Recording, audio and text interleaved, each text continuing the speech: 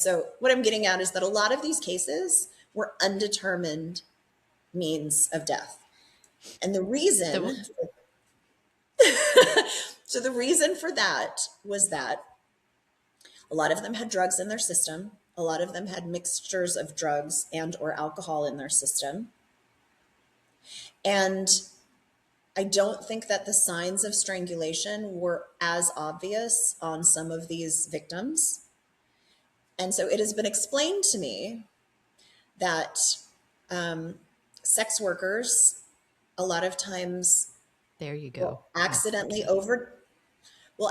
overdose while in the course of earning their money. And that is not necessarily indicative of the John having murdered them, but that it just happened to happen during the interaction and it's nobody's fault. But they're not going to call the police if their sex worker dies in the middle of everything. They're just going to leave them or dump them or whatever. Yeah. That was how it was explained to me.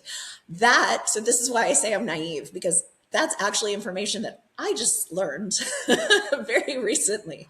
Oh. In my mind, if there is the question of a deceased woman and the evidence was collected just routinely by the medical examiner, like, why wouldn't it come to the laboratory? But the answer is the medical examiner is only interested in determining like cause and manner of death, right? They're not investigating the homicide.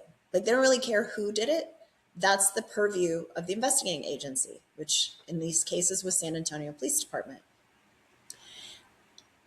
Several of these deaths were not ruled homicides. They were ruled undetermined. And because they were undetermined deaths, homicide at SAPD never followed up on them, right? They don't belong to SAPD if they're not a homicide. Again. And they didn't bother ordering, I guess, no, there's a rape kit post-mortem. They didn't do that. There's no criminal investigation until it's assigned to SAPD and it's a homicide case. But it's undetermined, so it's still a mystery, and there's something to figure out there, it seems. Okay, yeah. It's undetermined. It's not a definite, oh, my word. And so her britches were pulled down. Yeah. Oh, my God. So when they apprehended this guy, and his name is Johnny Joe Avalos. Yeah. So when they apprehended him, he, like I said, I think he confessed to the Natalie Chavez. He didn't really have, there wasn't much,